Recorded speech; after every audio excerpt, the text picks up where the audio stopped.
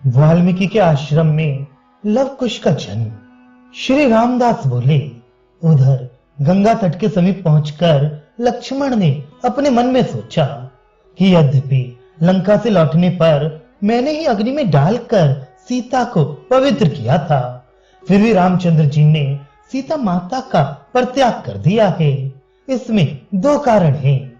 एक तो रामचंद्र जी को अपनी आकांक्षा कम करनी है, दूसरे शास्त्र की आज्ञा का पालन करना है। अस्तु, राम के आदेश अनुसार मैंने सीता का परित्याग तो कर दिया, किंतु एक और आज्ञा थी कि लौटते समय सीता की एक भुजा भी काट कर लेते आना। यह बहुत ही कठिन काम है। उस समय राम जी ने कसम रख दिया था, इसलिए विशेष बातचीत भी नहीं कर सका। अब मैं क्या करूं? कैसे प्रभु के पास लौट कर जाऊं? यदि वे बिना हाथ लिए मुझे लौटे देखेंगे तो क्या कहेंगे? और फिर यदि हाथ काटना चाहूं तो कैसे काटूं? जिन्होंने अपने बच्चे के समान मेरा दुलार किया, उन सीता के साथ ये कसाई का काम करने के लिए मैं क्यों कर आगे बढ़ सकूंगा? इसलिए सबसे अच्छा उपाय ये है कि मैं यहीं आग में जलकर मर जाऊं। राम को मुंह ही ना दिखाऊं तो अच्छा हो। इस प्रकार विचार करके लक्ष्मण ने चिता बनाने का निश्चय किया। इसी बीच में ब्रह्मा के आज्ञानुसार विश्वकर्मा एक बड़े का रूप धारण करके हाथ में कुल्हाड़ी लिए वन में घूमते फिरते वहां आ पहुंचे। लक्ष्मण ने विश्वकर्मा से कहा, कृपया आप अपनी कुल्हाड़ी से थोड़ी सी लकड़ी काटकर मुझे चिता बनाने को दे दीजिए। आप जितना धन मांगेंगे मैं दूंगा। बढ़ई ने कहा, हे वीर, आप अपने लिए चिता बनाने का कारण तो हमें बताइए। लक्ष्मण ने आदि से अंत तक सारा वृतांत बता दिया। उसे सुनकर मुस्कुराते हुए विश्वकर्मा ने कहा, इतनी सी बात के लिए आप अपने इस बहुमूल्य शरीर को आग में मत जलाइए। मैं अभी क्षण भर में सीता का हाथ बनाकर आपको देता हूं। तदनुसार तनिक ही देर में विश्वकर्मा ने सीता का ऐसा हाथ बना दिया जिसमें से रुधिर बह रहा था, मांस के लोथड़े झूल रहे थे और कंचुकी पड़ी हुई थी।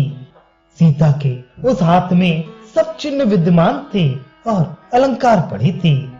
उस हाथ को लक्ष्मण के हाथ में देखकर विश्वकर्मा अंतर्धान हो गए। तब लक्ष्मण वह भुजा लेकर अयोध्यापुरी की ओर चल पड़े। अयोध्या में घुसते ही लक्ष्मण ने देखा कि एक ही दिन में अयोध्यापुरी सर्वथा श्रीहीन हो गई है। जहां तहां भवंडर उठ रहे हैं और चारों ओर धूल उड़ती दिखाई पड़ती है। ये सब मिलकर उस दिन अयोध्यापुरी ऐसी लग रही थी जैसे बिना स्त्री का घर। लक्ष्मण जाते जाते महलों में पहुंचे और रामचंद्र जी को सीता का हाथ दिखलाया।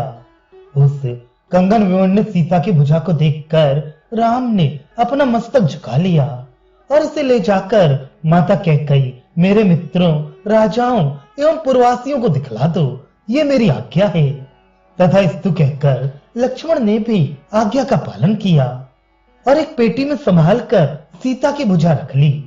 कैकेयी ने सीता की भुजा देखी तो बहुत प्रसन्न हुई। इधर रामचंद्र जी ने सीता से वियुक्त होकर सब सांसारिक भोगों को त्याग दिया और तपस्वियों के समान अपना जीवन बिताने लगे।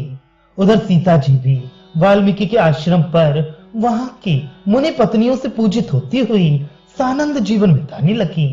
इस तरह 2 महीना बीतने पर सीता ने शुभ दिन और शुभ घड़ी में एक पुत्र रत्न को जन्म दिया।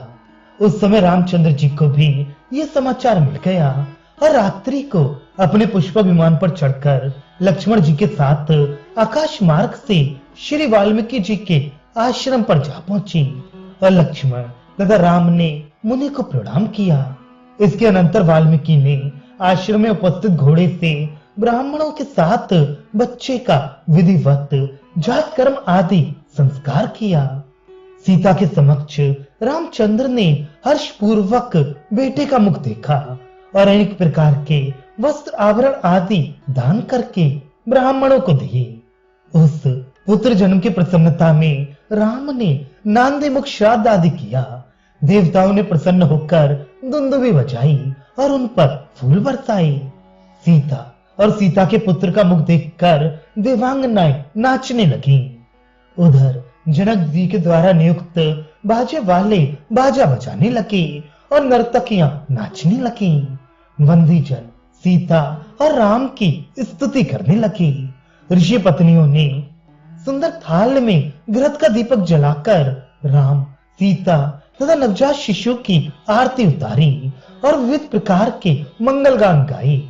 राम ने अनेक तरह के वस्त्राभूषणों से उनका सत्कार किया।